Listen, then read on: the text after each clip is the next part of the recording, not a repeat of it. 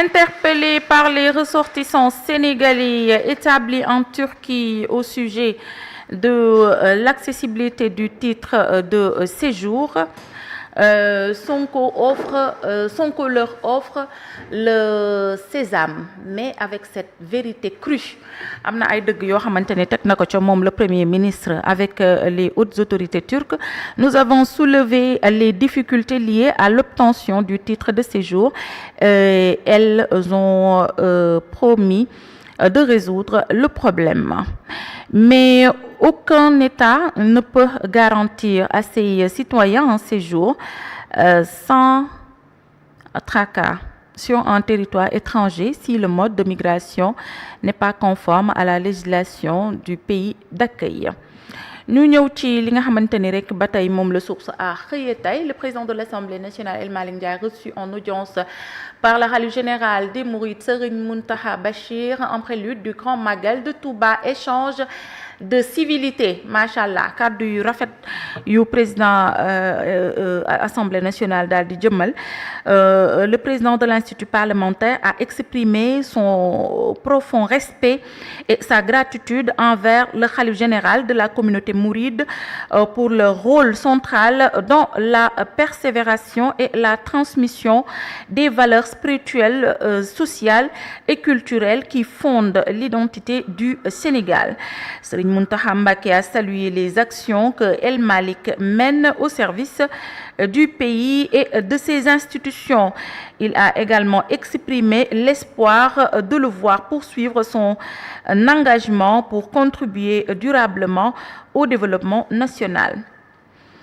L'ex-président de l'UMS ba tey ci journal bi di Source A, Ousmane Chimère Diouf, sur la convocation des magistrats par les députés, les critiques contre l'institution judiciaire, l'équité, la justice sociale, réquisitoire sans gants, noonu la ko journal bi tuddee.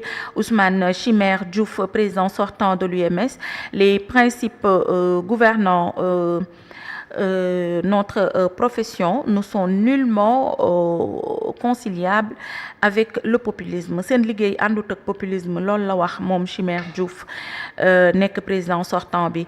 Aucune disposition de la loi fondamentale ne doit ne donne expressément compétence à l'Assemblée nationale pour entendre les magistrats dans l'exercice de leurs fonctions. Nee na amul benn loi boo xamante ni tënku na ci ñu war a déglu ab magistrat foofu ca Assemblée nationale. Ba tey moom Ousmane Chimère Diouf mi ngi koy xamle ci journal bi. Nee na il est à constater que pour entendre un magistrat, l'Assemblée devait se contenter de demander l'autorisation du ministre de la Justice, alors que le chef de la compagnie judiciaire et le premier président de la Cour suprême. Mi ngi noonu, donc magistrat bu ñu ko bëggee déglu dañuy faaw ñu jaar ci ministre de la Justice. Le système judiciaire est lui-même basé sur la critique, mais critique ne signifie cependant pas discrédit. Nee na nag critique moom mënta ñàkk, waaye critiquer moom àndut ak discrédit.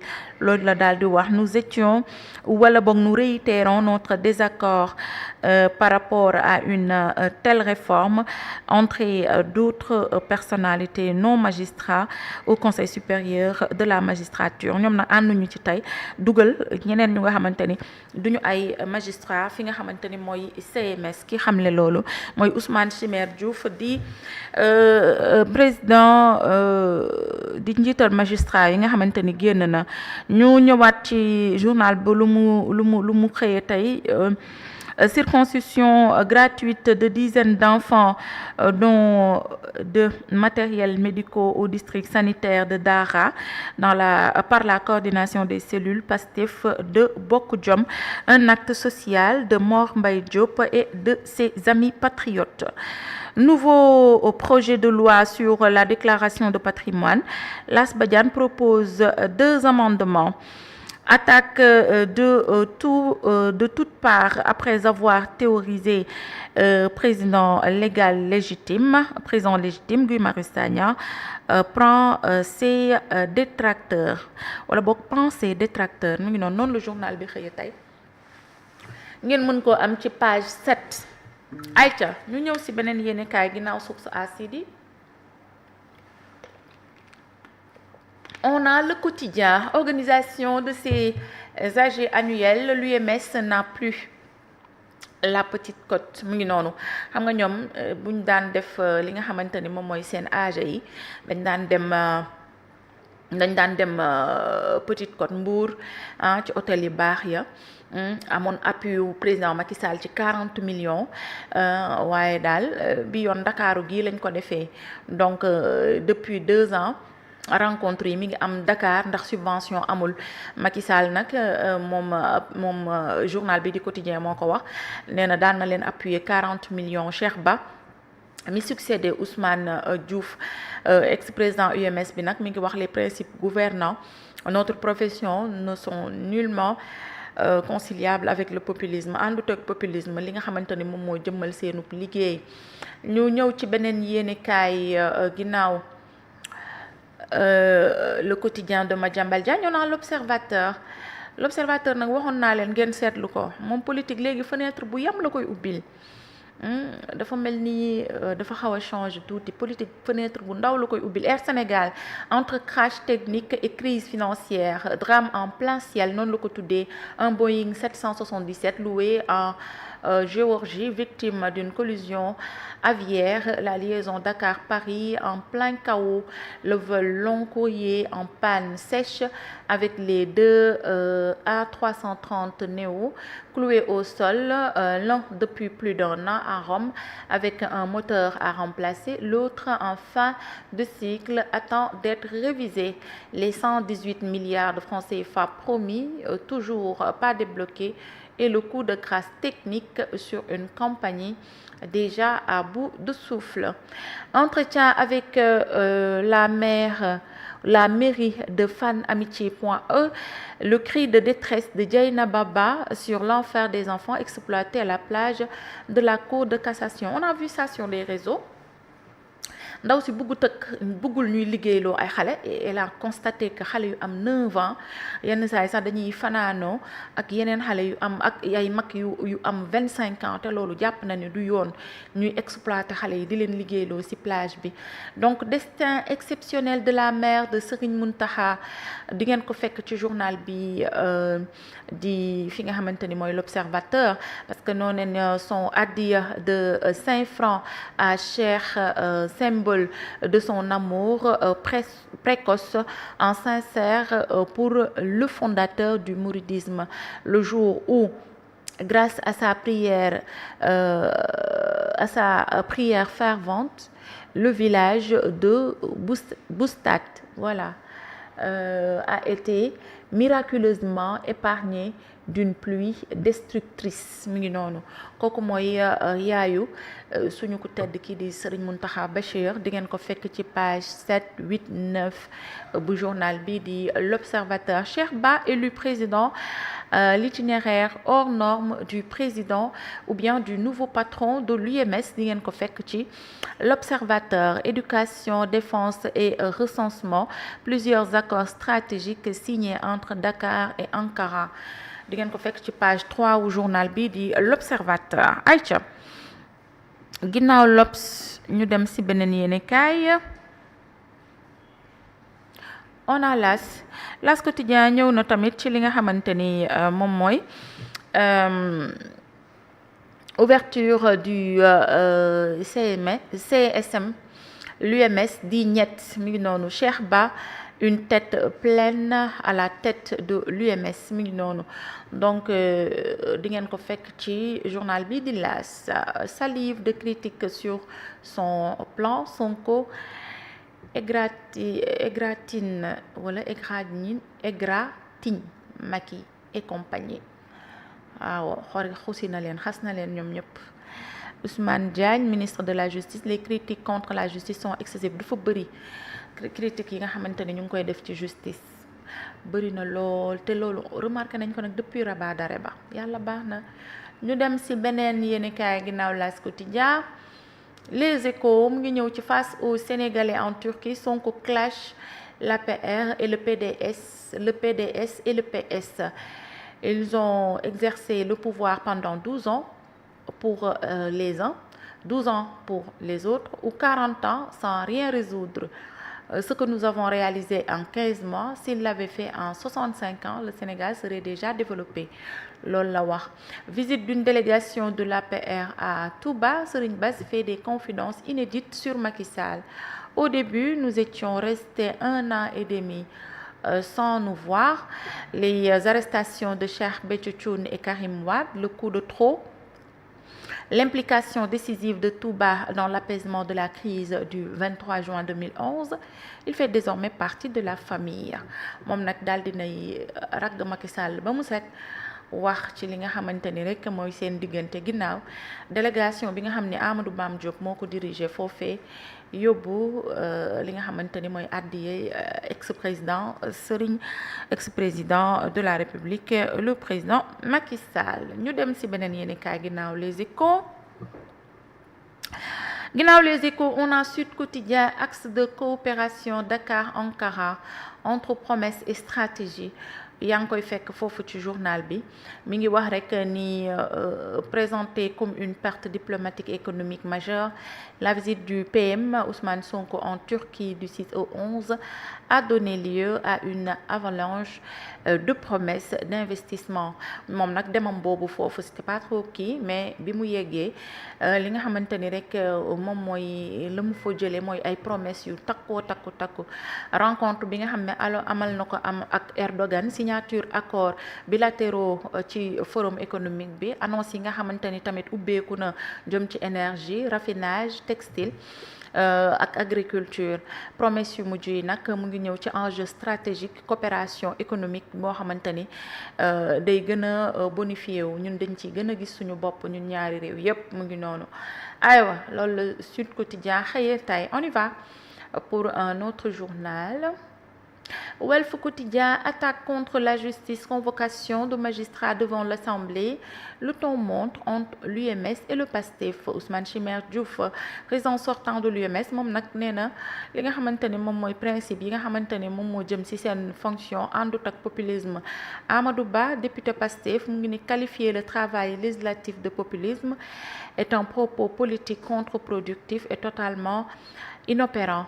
Amadou Ba it indi na ci tontu ndax nee na liggéeyu Assemblée nationale nga wax ni populisme la, bokkul ci loo xamante ni mën na suqali, waxu politique la, loo xamante ni la jekkul daal ci ñu wax ko. Ousmane Diagne, ministre de la Justice, mu ngi ne notre système judiciaire a fait l'objet de vives critiques ces dernières années. Donc il faut ñu bañ a confondre critique ak discrédit. Maanaam critique mënta ñàkk, mais discrédit mooy la ca gannaaw rek daal mu ngi noonu. Aywa ginnaaw Walf Quotidien, on y va. xel maa nga Touba de. Le Soleil, Forum Turc-Sénégal nee na les bases d'un pôle fort du Sud global. Le séjour du Premier ministre Ousmane Sonko en Turquie s'est achevé hier par le Forum d'affaires sénégalo-turc et une visite de plusieurs sites historiques d'Istanbul. Mi ngi noonu comme ni ma ko bëggee woon.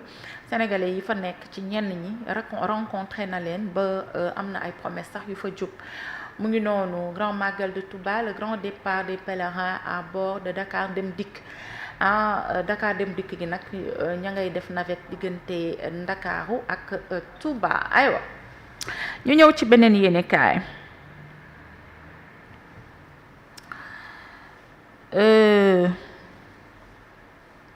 Enquête mi ngi wax magistrature et politique, l'UMS fixe les lignes rouges. Loolu la daal di xëy wax moom itam di fësal kàddu yi Ousmane Chimère Diouf nekk UMS waaye nekkoon UMS président sortant mu ngi noonu, waaye itam moom mi nga xamante ni mooy ministre de la justice la nga xamante ni itam fësal na ko mu ngi ci page 4-5 bu journal Enquête. ñu ñëw ci beneen yéenekaay.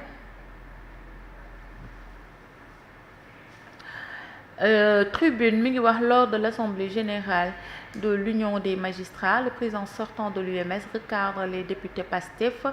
La justice ne s'accommode pas de populisme. Loolu la daal di xëy fësal journal bi nga xamante ni moom moo di Tribune. Inondation dans la ville sainte, la situation reste compliquée à 2 jours du Magal, comme ni ma leen ko waxee woon sànq au début de cette émission.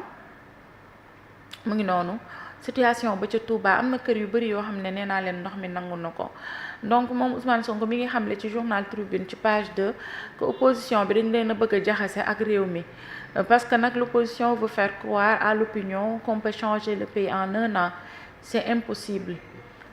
Opposition est-ce que ñoom sukkandiku wuñ ci li nga waxoon PM dama laaj rek de aywa ñu dem si beneen yéeni kaa ngi naaw Tribune Vox Pop mu ngi ne les vérités des magistrats aux politiques mu ngi wax Ousmane Chimère Diouf président sortant mi ngi xamle nag seen liggéey àndut ak populisme loolu la daal di xëy fësal ci journal bi di Vox Pop. Focus sur les 3 ans du centre hospitalier national Cheikh Ahmadou Khadim. Plus de 350 000 patients pris en charge, dont 13 000 en bloc opératoire.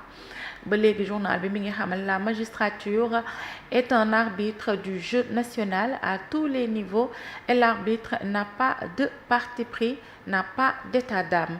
Loolu la xëy xamle ci journal bi di Vox Pop. Ñu dem ci beneen yéenekaay. Yor de Abdou Nguer, Ousmane Sonko en Turquie, la diaspora, premier ambassadeur et pilier du Sénégal. Loolu la daal di xamle mu ngi wax nag Sonko Erdogan le tapis rouge qui bascule la diplomatie et la politique. Fii kay ñi ngi am ay retours yu positif ci tukki yi alhamdulilah. Aywa ñu dem ci beneen yéenekaay. Libé moom mi ngi ñëw ci moom toujours ay investigations. Les investigations du GLAD sur la saisie record de 643 kilos de cocaïne à Noflaye révèle une mafia tentaculaire Cosa Nostra à Dakar. Loolu la ko daal di tuddee di ngeen ko fekk ci page 3 au journal bi. Agression mortelle à la cité première de Pépinière de Pikine, Mamadou Sow poignardé au cou pour un téléphone. Moom nag jaaykatu nen la âgé de 41 ans dañ ko attaqué tôt dans la matinée ñeenti malfaiteur te da doon dem di liggéey ndax sàcc téléphone am ñu jam ko ci baat yàlla baax na. ñu dem ci beneen yéenekaay. Ginnaaw Libé l'évidence Magal 2025 soins gratuits services sanitaires renforcés. Le Tchankak, un hôpital de référence au service de la foi et de la santé, Dr Moustapha Sourang, un leadership salué. Affaire Coach, Mame Ndiaye Savon. La vérité sur la 4x4 de Saliou Fall. Oto bi indi woon na coow lu rëy. Ñu dem ci beneen yéenekaay ginnaaw l'évidence. Rewmi Quotidien, plan de redressement économique et social, Sonko s'en prend aux soi-disant intellectuels. Vous parlez matin, midi, soir. Noonu la ko tuddee ci Rewmi Quotidien. Aywa ñu dem ci beneen yéenekaay. Ñu ñëw ci sport. Ismaïla Sarr remporte le Community Shield avec Crystal Palace. Newcastle, Malick Thiaw passe sa visite médicale lundi. Loolu la daal di xëy fësal ci journal bi. Ñu ñëw ci beneen yéenekaay ginnaaw Rewmi Quotidien. C'est bon? Super. Merci beaucoup Aladji. Actualité internationale, c'est tout de suite.